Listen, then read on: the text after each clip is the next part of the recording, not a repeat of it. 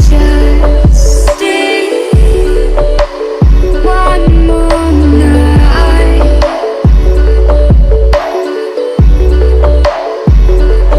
I'll be by your side.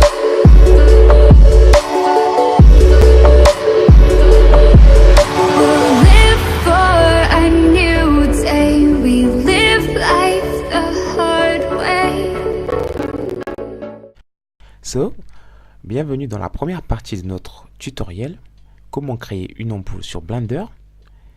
Cette première partie va consister à modéliser l'ampoule. Aussi, pour ce faire, nous allons nous baser sur cette image d'une ampoule. Donc, nous aurons donc besoin d'intégrer cette image dans Blender. Pour ce faire, je vais appuyer sur N pour faire apparaître un menu. Voilà. Et je vais venir ici, on a mis Background Images. Je vais cocher.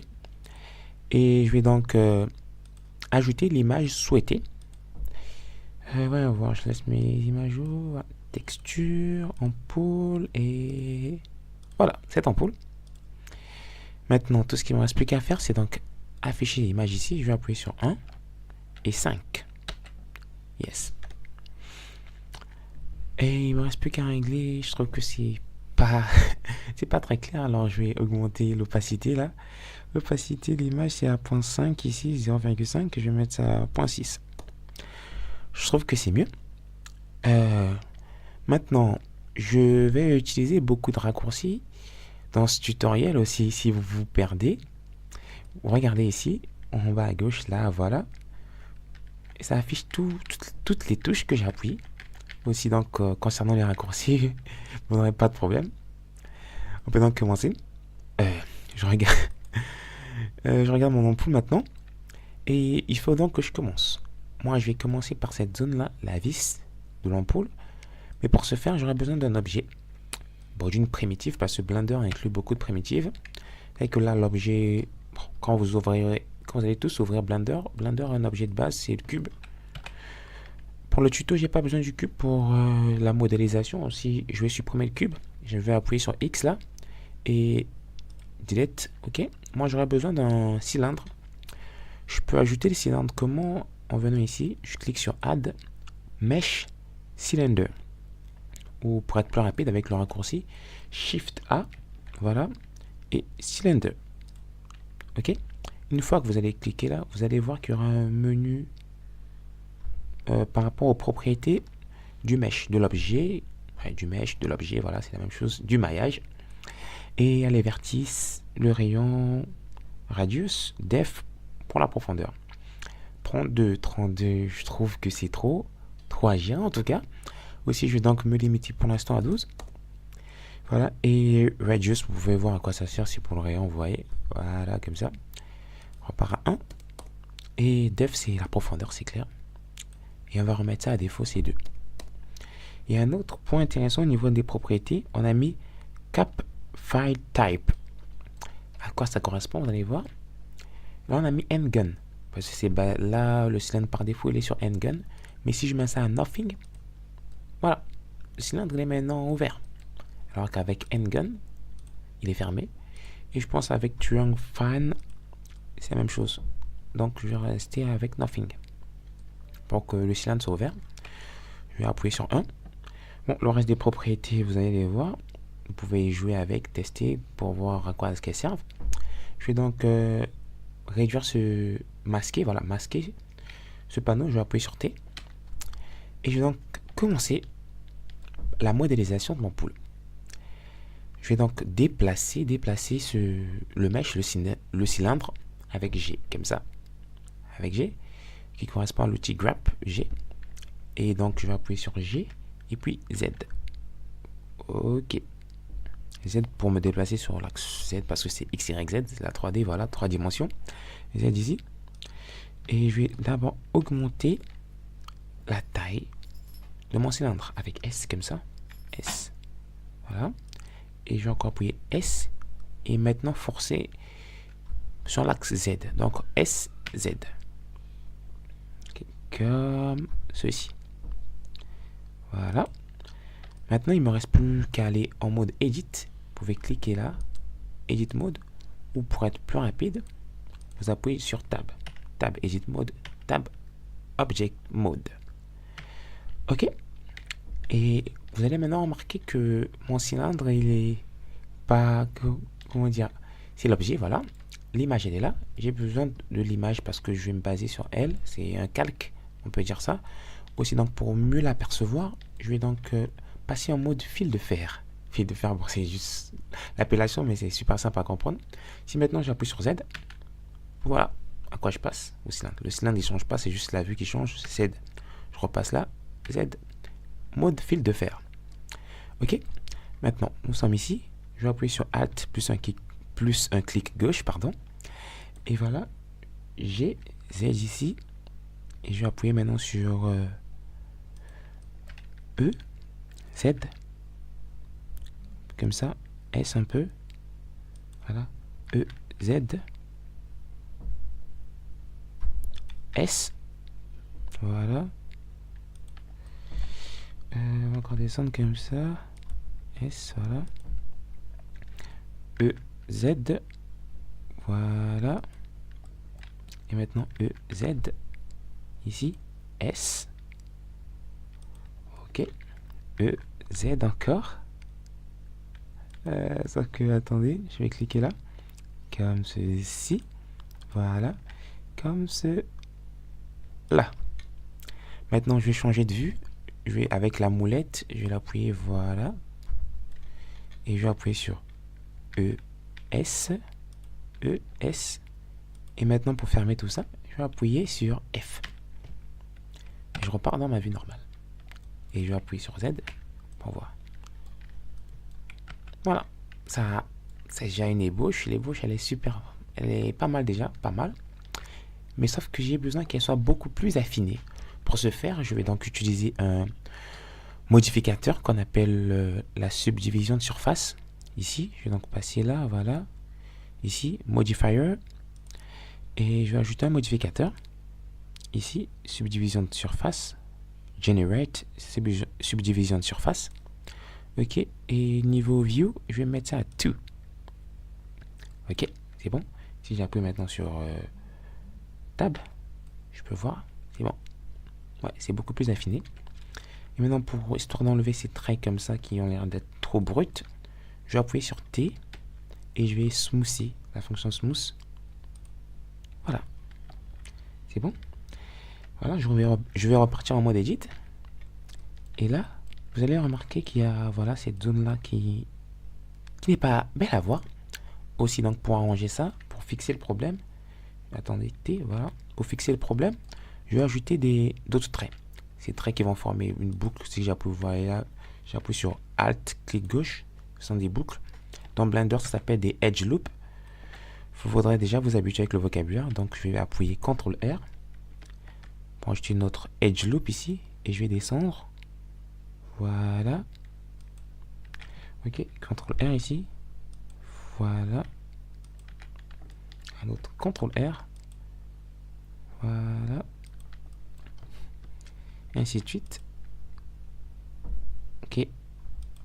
Wonderful. Je vais appuyer sur Tab. Wonderful. Ouais.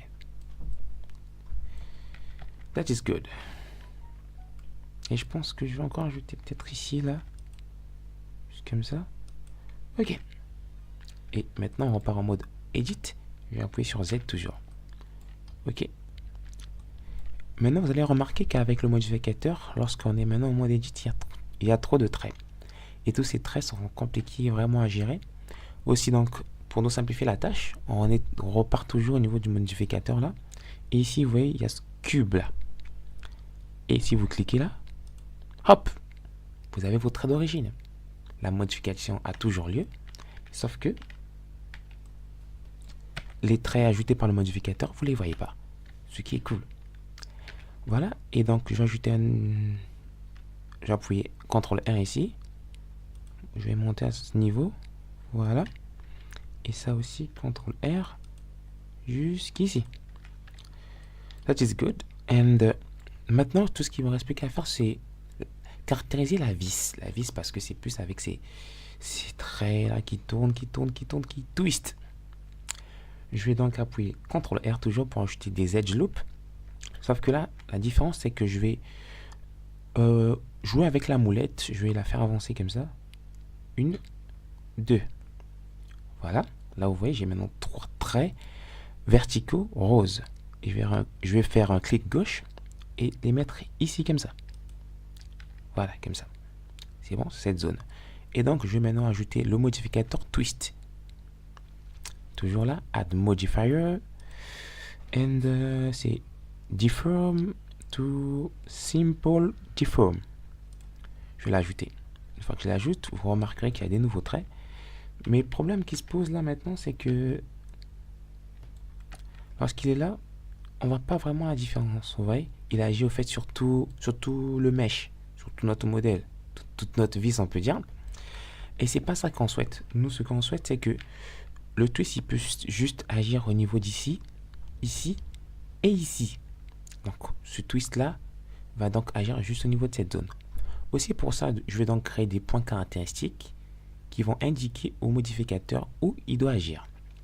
Je vais donc venir ici, data, et je vais ajouter un groupe de vertex, un groupe de points si vous préférez, je sais pas, un groupe d'edge.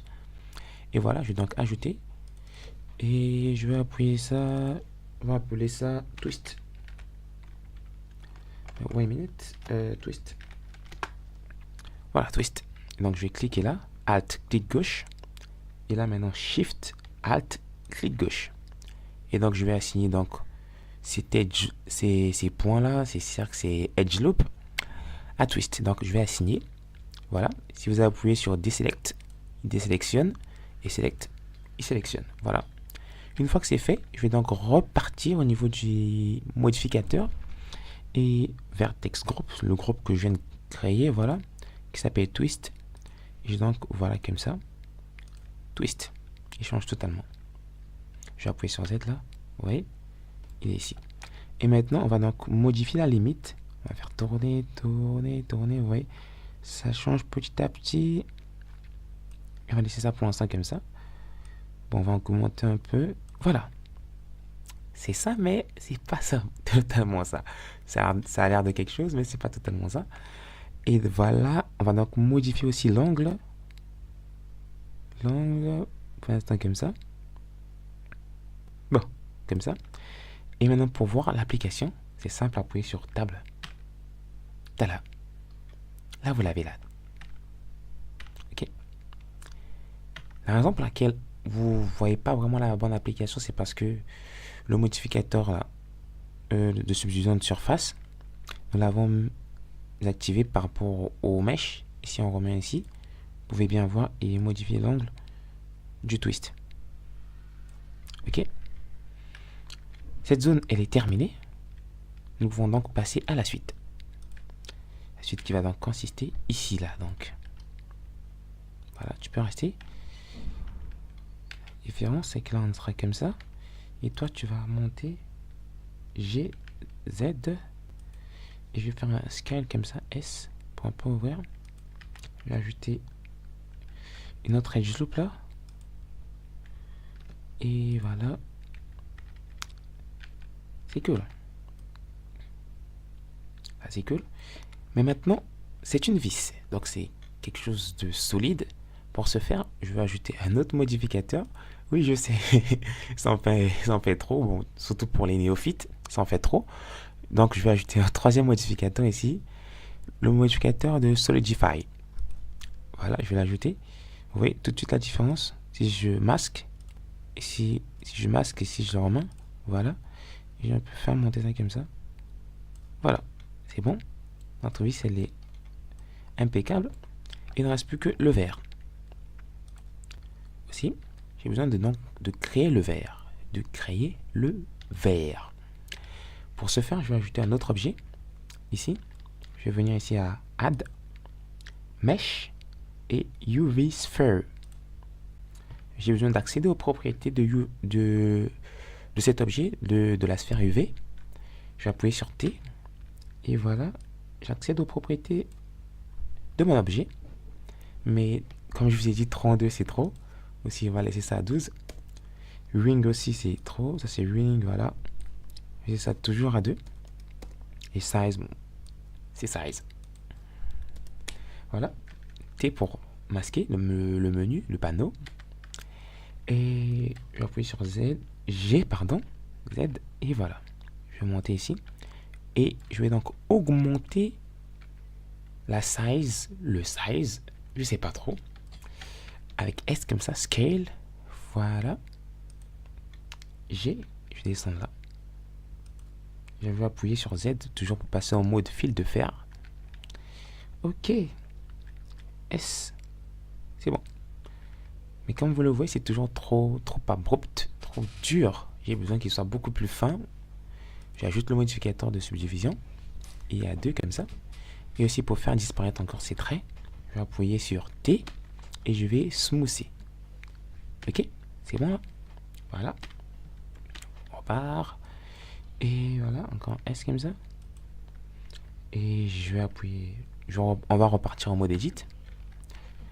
Voilà. Et je vais appuyer sur mode edit. Voilà. C. C pour activer ça. Ça me permet de sélectionner. Vous pouvez donc augmenter ou diminuer le rayon, le volume, voilà, avec la moulette comme ça. Moi, je vais prendre toute cette zone là, comme ça. Là. Hop là. Je vais la faire descendre jusqu'ici. D'accord, comme ça, jusqu'ici. Et je vais appuyer CTRL R. Voilà, toujours pour suivre les contours. Voilà. Ici toujours. Voilà. S. Et maintenant, CTRL R ici, plus vers le bas, comme ça. Et ça aussi, Alt. Non, pas comme ça, mais de ce côté-là, Alt. S. That is wonderful. Maintenant, j'ai besoin d'agir un peu sur le bas parce que cette zone-là, j'ai pas vraiment... Je n'ai pas besoin... Bon, j'ai pas besoin qu'elle soit fermée. Mais aussi, donc, pour y accéder, je sélectionne donc mon UV sphère et je vais appuyer sur Shift H. Voilà. De telle sorte que la vis, elle est masquée maintenant. Et donc, je peux juste utiliser, manipuler l'UV sphère. Je vais cliquer là. Je vais effacer cette zone, j'en ai pas besoin. Et là, je vais ajouter notre edge loop. Ok. Et là aussi, je vais supprimer. Comme ça. Voilà. Et si j'appuie sur Alt H, voilà, c'est revenu. Et maintenant aussi, je vais donc ajouter un autre modificateur parce que c'était le modificateur de Solidify. Ici. De telle sorte que si je viens ici, vous voyez que ça puisse combler, se toucher comme ça. Donc ici, payoff. Ah, voilà. On sent bien que ça rentre. Ok. So, nous avons terminé la première phase qui consistait à modéliser notre mèche comme ça. À modéliser notre mèche. Et si j'appuie comme ça, ça commence à aller. Voilà. La deuxième partie de notre tutoriel va donc consister à faire ce qu'on appelle à texturer. À texturer. C'est quoi? Ça sera quoi la texturation? Je vais vous l'expliquer tout à l'heure avec un exemple. Mais avant, on va d'abord sauvegarder notre projet. On va passer à File et sauvegarder. Il y a beaucoup d'ampoules, alors je sais pas. Je vais peut-être juste Ump et sauvegarder. Voilà. On va passer à la texturation qui va consister à mettre les couleurs. Avec les couleurs, ça sera comme ça. Et je crois que c'est celui-là. Voilà, je vais passer là en rendu, vous allez voir. Comment passer donc de ça à ça. Tout sur comment créer une ampoule sur Blender. Abonnez-vous et prenez soin de vous. À la prochaine.